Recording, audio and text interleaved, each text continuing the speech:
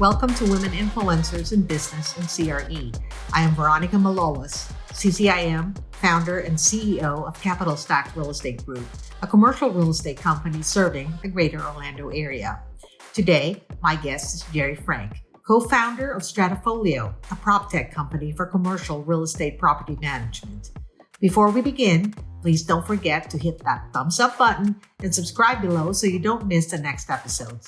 I welcome your comments and please share with someone who can benefit from this podcast. Jeri grew up in a small farm town in Iowa and has always been intrigued by the stories of people, particularly in what drives decision-making. Her master's degree was in women's studies, and she was quoted in a book about valuable lessons learned from running a marathon.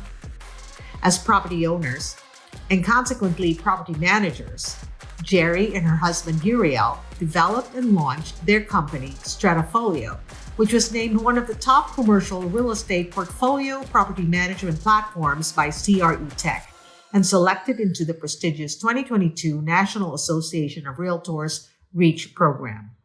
One of the challenges she discussed with me is about a woman founder's disadvantage in seeking funding. So get ready to be motivated by my guest, Jeri Frank. Well, hello, Jeri. How are you? Hi, Veronica. It is so good to be here today. Oh, I am so happy to have you on my podcast, Jeri. I really appreciate it. I know that we met fairly recently because we are both in a women's group called the Power Beacons, a group of very influential women in our industry. And so I'm just so grateful that you have graced our podcast. And today, what I wanted to do was to just tell your story. And that being said, tell us a little bit about how you grew up and how you got to where you are today. Yeah, so I actually grew up on a farm in northern Iowa. Wow. Yeah, so it was fairly remote. Our nearest neighbor was half a mile, 3/4 of a mile away.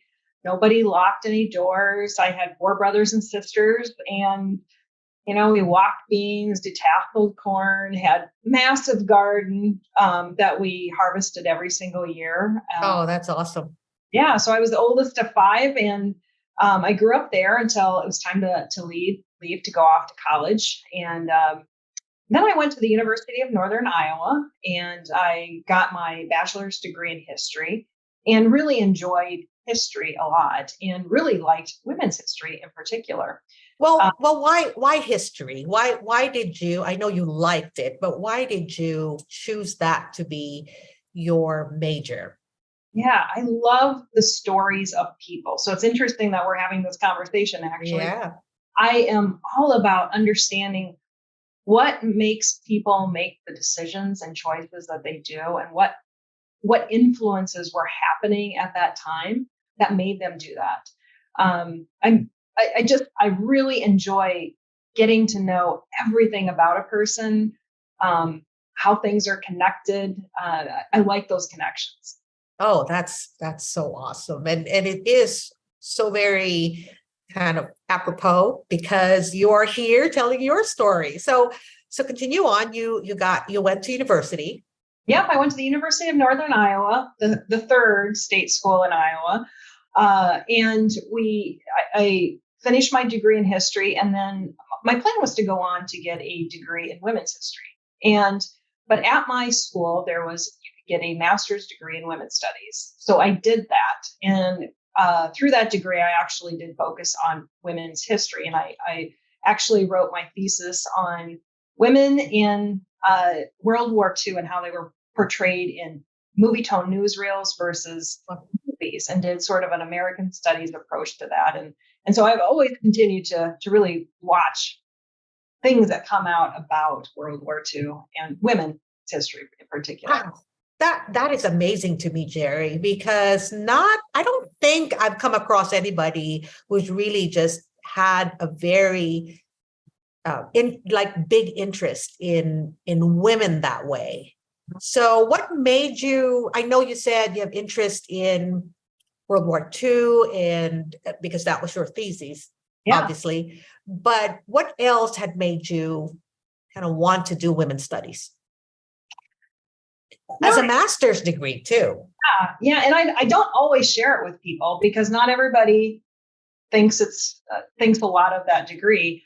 So I've kind of hidden it through time. Although as I get older, I get less and less concerned about what people really think about it. Oh, for sure.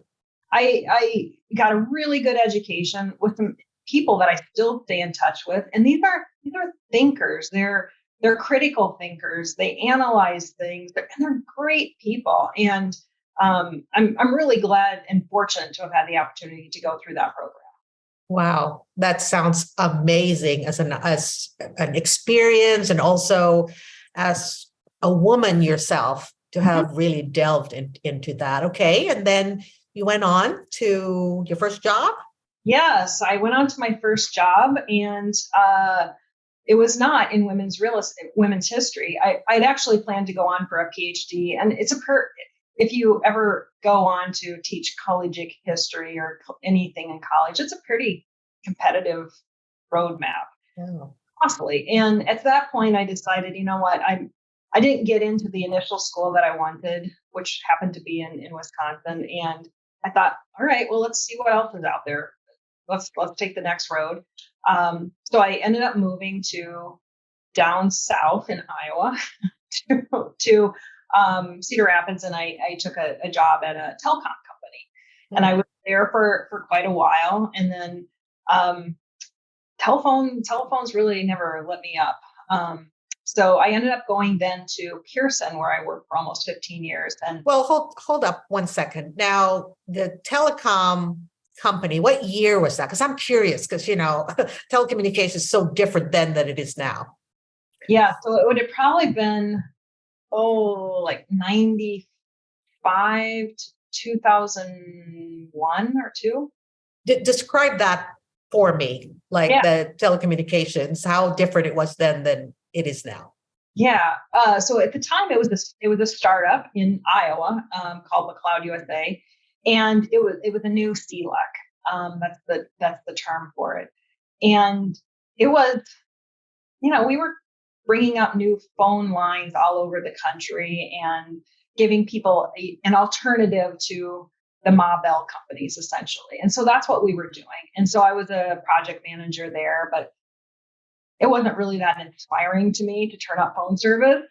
But it was a really interesting time for me, from watching a startup and how it works, because it was a startup and they had done really well.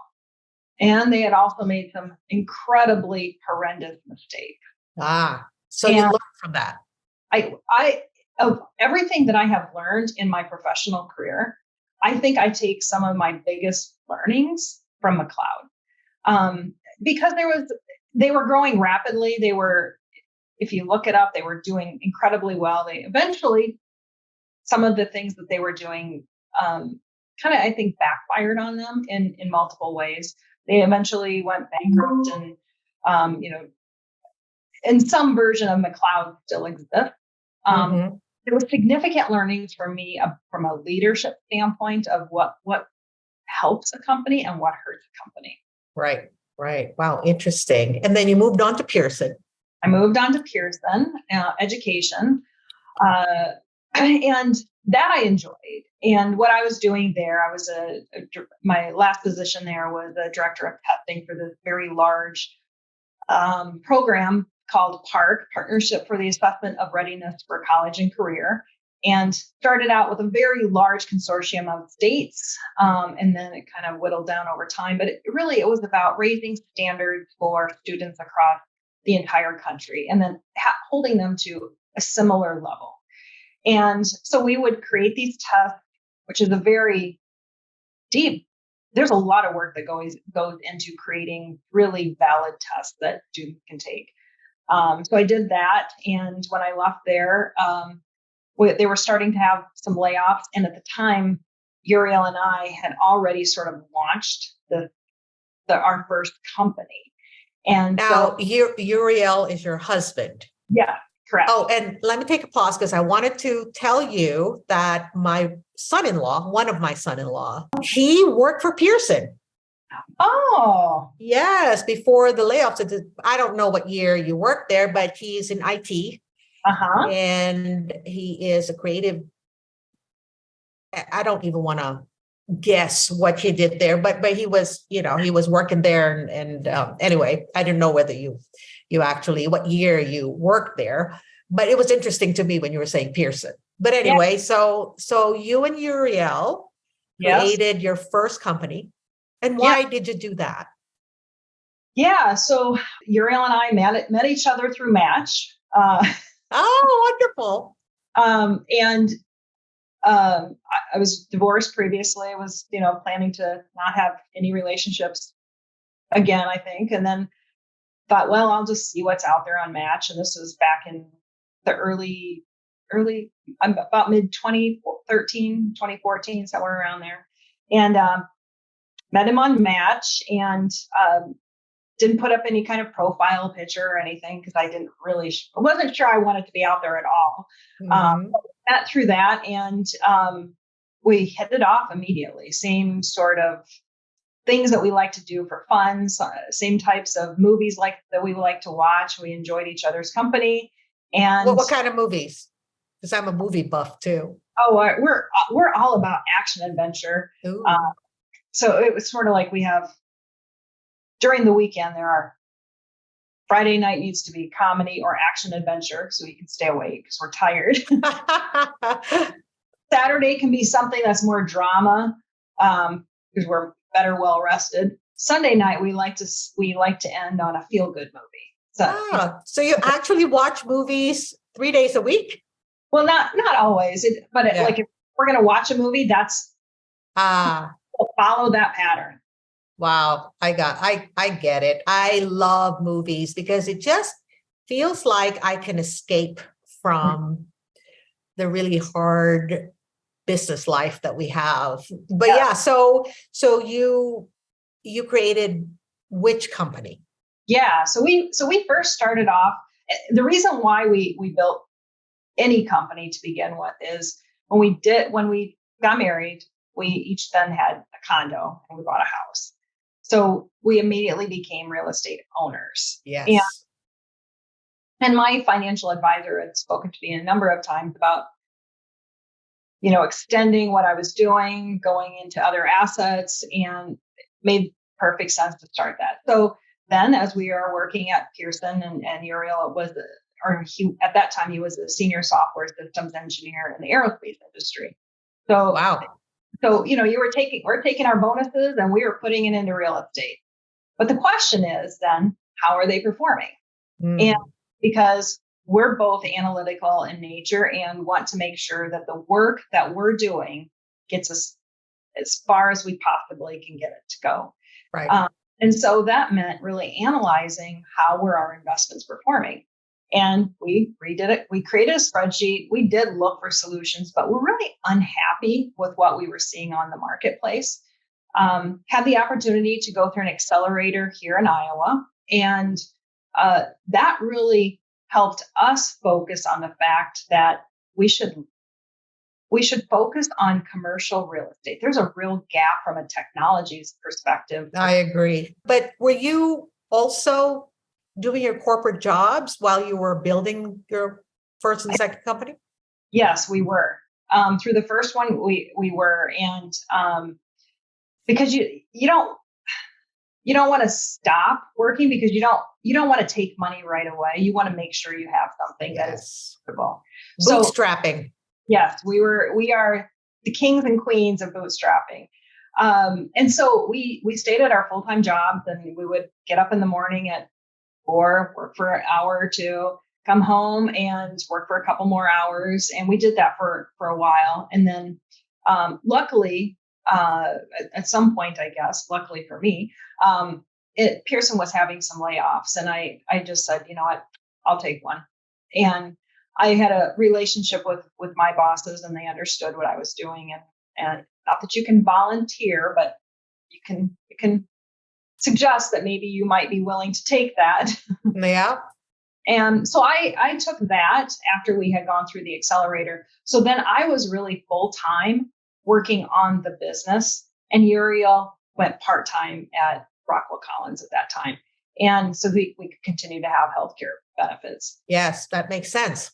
Yeah. So we did that for a while as we were kind of piecing things together. And we had the opportunity to go through an alpha stage and a beta stage to test out what we were building. Because software is expensive to build. Yeah. Which company are you referring to? Is it Asset Rover or is it Stratafolio? Yeah. So we kept Asset Rover running, and that was a residential product. We kept it running for a while until we really proved out Stratafolio, and then we sold Asset Rover, and had immediately put all of our time into Stratafolio. And you are co-founder and CEO of Stratafolio, which is about 6 years old, correct? As a business. Yes. That's awesome. So spend about a few seconds telling us about Stratafolio, how you built it, and how it's proven to be really a great asset to the industry. Yeah. So our beta program, which was absolutely vital to what is now Stratafolio, we took on 30 different beta clients. We weren't specific about what we wanted. We wanted to see what we were going to get out of this. So we had people who were residential, commercial, from all over. They had all different types of technologies that they were using, and we had them onboard themselves. And what we learned through that activity were 3 very important things. One, we should focus on commercial real estate. We should focus on, and when I mean commercial real estate, I'm talking about medical, office, retail, anything with a multi-year lease, not residential or multifamily. Right. We also learned that over half of the people we were working with had QuickBooks as their accounting platform. And then the third thing we learned was people did not have the time to onboard themselves into the application. And so in order for us to control our destiny and make the product sticky, we needed to take control of that. So now we do a full service white glove onboarding for any client who comes into Stratafolio. Wow, that's fantastic. And I'm quite sure that your company has taken off, and congratulations on all of your continued success. I'll say continued success because it's a work in progress all the time, owning a business. Well, that being said, I wanted to ask you if there was one challenge that comes to mind that you'd want to talk about as far as how you overcame it and how impactful that was to your life and your business or. Mm-hmm. Yeah. So there are lots of challenges in building a business, and corporate life gives you a certain set of tools, but those tools, you only use a small fraction of them when you actually start your business from scratch. Right. It's because you have to open up a whole new set of tools that you didn't even know you needed to build or to have. That's right. Because the product that you're building becomes only a fraction of the things that you're really responsible for. Right. So there are things we are learning every week. We're avid readers. We're always reading about what other people are doing, what's staff doing, what are the M&A markets doing. The place where I would say that I have had the most challenges is in fundraising. So as a small company, and in a SaaS world, it's very common for founders to raise money to grow their business because you're not selling anything until you have a product. That's right. And even when you do have a product, you have to make sure that you are continuing to edit it, adjust it for your clients that you're bringing in, because you're figuring out stuff all the time. Right. That's product market fit. Correct. Yeah. Yeah. So raising money, there's the whole trick of raising money. First, you had to learn. And what I felt, and I don't have any specific hard numbers on this, but I believe we would have been funded faster had I been male. Wow, that's very interesting, because I have seen and read and listened to founders who say the exact same thing. Yeah. And we have a working product. This is not a product that is, we hope it'll work. It works. We have customers across the United States and Canada. We're saving people money. We're like a real, like direct line to their balance sheet of things that we are doing that help them.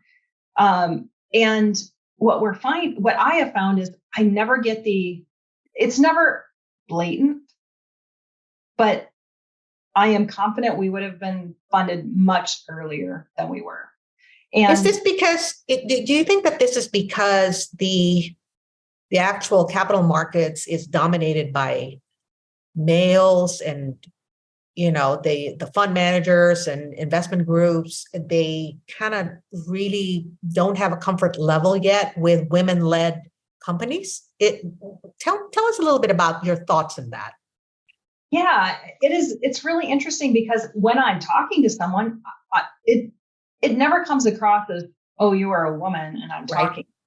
I'm having a conversation with them peer to peer of they're a fund and we're a company, and here's what we're presenting to you. Do you have an interest? There is no, in my opinion, I am not looking at them as male or female. I am looking as a source of funding. But for them, they clearly are, and it's not coming out in the conversations. But it is, I am very confident we would have been funded earlier.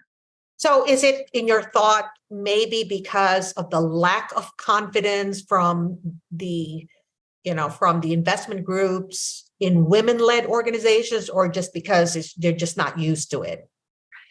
I'm not really sure. I'd like to see the research on it and understand what's really going on there. Maybe it's this industry because it's commercial real estate, which is, male dominated. Right. And really, when you think about it, it's a double whammy. I'm a female in commercial real estate industry, and I'm a female in technology. So what is really a double whammy? I don't think about it day to day. I am just do my best to drive our company to huge growth. That's what I'm here for. I don't think about it as being a woman doing that. Sure. And yet you came to the conclusion that because it's a woman-led organization, that the funding was really not as fast as a male-led organization. That's so interesting. But how did you overcome that? How did you get your funding? Yeah. It comes down to something that I think is probably one of my core strengths, and that is forming relationships. And the people I ultimately formed relationships with were the ones who invested in us. I have always been someone who has formed relationships, whether it was with, colleagues at my workplace or colleagues outside of my workplace or my customers. I enjoy getting to know people and understanding who they are and what they are, what they need. So it's, in some ways, it really goes back to one of my core strengths is relationship building. Wow, that's awesome. And you have a direct and good relationship with the National Association of Realtors. As a matter of fact, you are a participant of the REACH program. Correct. So how did you connect with them? Yeah, so that came through Bob Gillespie. As we were, kind of early days, Bob had reached out to us through the accelerator program, and we just stayed in touch. And at some point, he reached out again and said, "Hey, there's a 2022 cohort. Apply if you're interested." And we thought, sure, why not? But there's nothing. So is Bob a director of the, is it a state accelerator program or local accelerator program? Yeah, so National Association of Realtors has an investment arm called Second Century Ventures. Right. And that program is called REACH. Right. So we were in the 2022 class or cohort of REACH Commercial. Oh, that's fantastic. That's really great. I wanted to move on to another question, if you don't mind. Sure. And this is a question of influence. Mm. I know that you were quoted in a published book, and Yeah. that you had mentioned to me that you still have people reaching out to you Yes. regarding that quote. So tell us a bit about that, because to me, when you say something and it was so impactful and somebody actually reaches out to you to ask you about that, right away, I can establish the fact that you had influenced at least people or readers or whoever they may be. Yeah. So the book is called, might as well promote it, Yeah. The Non-Runner's Guide to Training for a Marathon. Mm. And so I took a class in college that was the class was all about running a marathon. Wow. And you either passed or you failed. And passing meant you crossed the finish line. Right. So during that whole time, the professors that were running the class were collecting quotes from people, and they were collecting information about us, about our, what were we thinking about when we were running? How did we motivate ourselves? Trying to document our thought processes as we went through the whole process. And so I do still get people that will reach out to me after, this came out a while ago. And people will reach out to me and say, "Hey, is that you?" And I had actually a different last name in there. So it's funny to me that they can still make that connection that was me. And read me the quote, if you don't mind, what you had shared in that book. There's several quotes in here, and I look back at here and you were picked out of a class of how many? I think there were about 60 people in this class. Wow. And I remember talking about, a 26-mile run. And I was talking about those last miles and how I was just pushing myself to finish, and the tears that I had as I actually felt like those last few miles of like, I went from running before that, like a couple of miles a week, maybe, to in one day, I went 26 miles on my legs by myself. And I was just so incredibly happy with that accomplishment. And now after I've had a number of challenges after that where like, if it can be done, I want to try it. So on my 30th birthday, I thought I should run 30 miles. Wow. Yeah. And you did it? I did it. Wow. So I remember, Jeri, I ran with my daughter and my sister in a Disney, they call it Disney Run over here. Yeah. And I didn't realize I was running a 10-mile run. And I've never run a long race before. Mm-hmm. And so it's like super shocked that I had to do it. And I do want to echo what you said, that towards the last few miles, I was ready to give up. And I really didn't think I could do it. But after I crossed the finish line, I thought to myself, if I can do that, I can do anything. Yeah, exactly. And to prove that I wasn't this one-hit wonder on the running front, I also then the next year ran Grandma's Marathon in Duluth, Minnesota. And that was me training by myself without a class of support.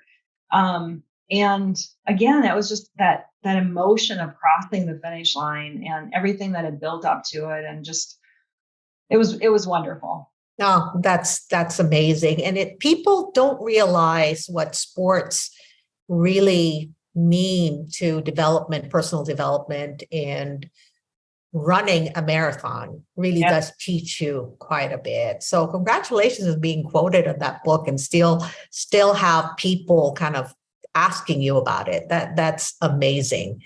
If there was one piece of advice that you can give to the people who are listening in, particularly in maybe on a personal level, right? What would that be? It would be to, and this is advice I give to myself, that I just need to be silent and listen Mm, to what I'm actually saying to myself, about myself, and also about the answers are often right there within me. And I just mm.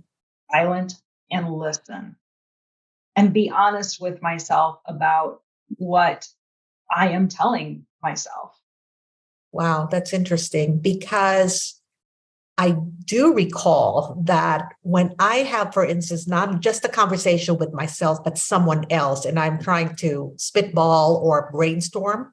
Mhm. And if I listen to what I'm saying, you're absolutely correct. The answers were well within ourselves, Mhm. and it just needed an opportunity to be verbalized.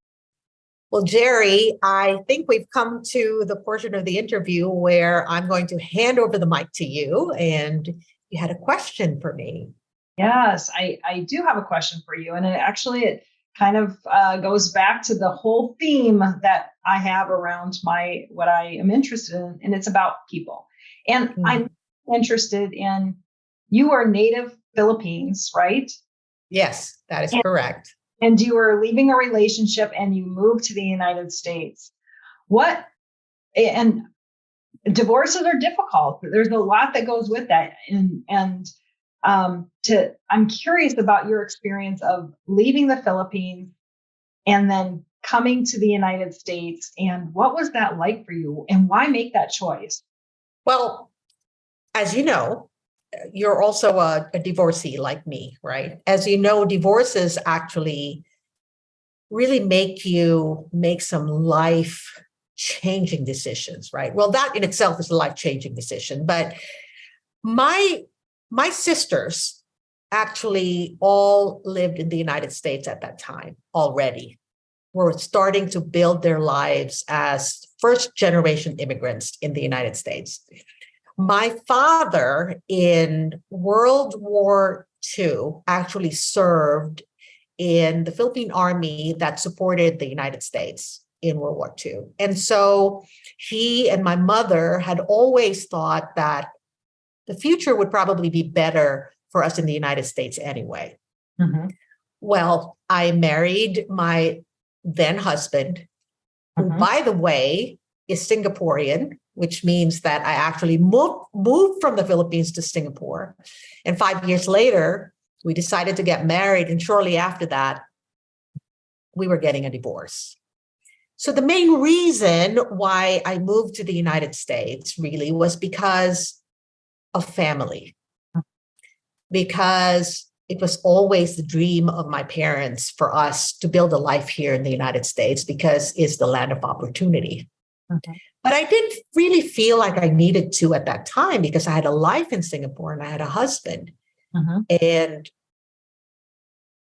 what happened was, as you know, something so devastating as that just makes you really start to rethink what would be best for you. And for a lot of immigrants, I think that is primarily a reason to move to the United States is because it is the land of opportunity. Yeah. And so I moved to the United States. Actually, in the beginning, my husband and I, he was taking some classes in LA, and I thought I was going to stay with him in LA. And I thought I'll go visit my sisters, who, by the way, when you're from Asia, you always start in California because it's so much closer, right? But Florida is so far away in the east, like we would never think that. But if not for the fact that my sisters actually held me close Mhm. and took me in and was just there for me, Mhm. while my parents still lived in the Philippines. Eventually, my mother, after my father had passed, when she got her citizenship, she had also moved to the United States to be with us. And really, that was very painful for her to have left the house that they built together, and we were raised in that house. But yes, it is interesting how different it is when you were born and raised in a different culture and moved to a foreign country. and make a life for yourself. So many challenges. First of all, as I'd mentioned, English is my second language. Filipino is my first language. And I know you were curious about whether or not I spoke English growing up. As a matter of fact, the United States, after World War II, actually built the education system in the Philippines. And so most Filipinos, as you know, and I don't know whether you know this, but most Filipinos are very fluent in English. That's why the call centers are very, very good businesses over there, is because the Filipinos are very good in speaking English, and because we were educated in the English language. Yeah. But still, to this day, I have challenges in speaking and verbalizing my thoughts sometimes because it's not my first language. So that's one of the things that I think is different. Right. But yes, the primary reason why I moved to the United States is just to be with family after such a devastating experience. And it's been great. I moved here in 1989. That kind of shows my age. But anyway, I've told people that I've turned 60 this year. And the United States is still the best country in the world. The very best. Yeah. And we have our challenges, but let me tell you, I'm glad to be an American citizen. Yes. So there you go. I hope that kind of answered a little bit. Yeah. Yes. Thank you so much for having me, Veronica. It's been a wonderful conversation, and hopefully we get to meet in person one of these days. Oh yes, we will. Hopefully you'll come to Orlando, and we can kind of have, maybe a sip of coffee or a pastry or even a meal. But thank you, Jeri. I know you're a very, very busy woman, being the CEO and co-founder of Stratafolio. You're doing such an amazing job promoting women and women entrepreneurs, and you're always in social media. So I appreciate you so much. Well, I hope you enjoy your weekend, watch a lot of movies, and we'll see you soon. Okay. Take care, Veronica. Take care, Jeri. Have a good one. Bye-bye. Bye.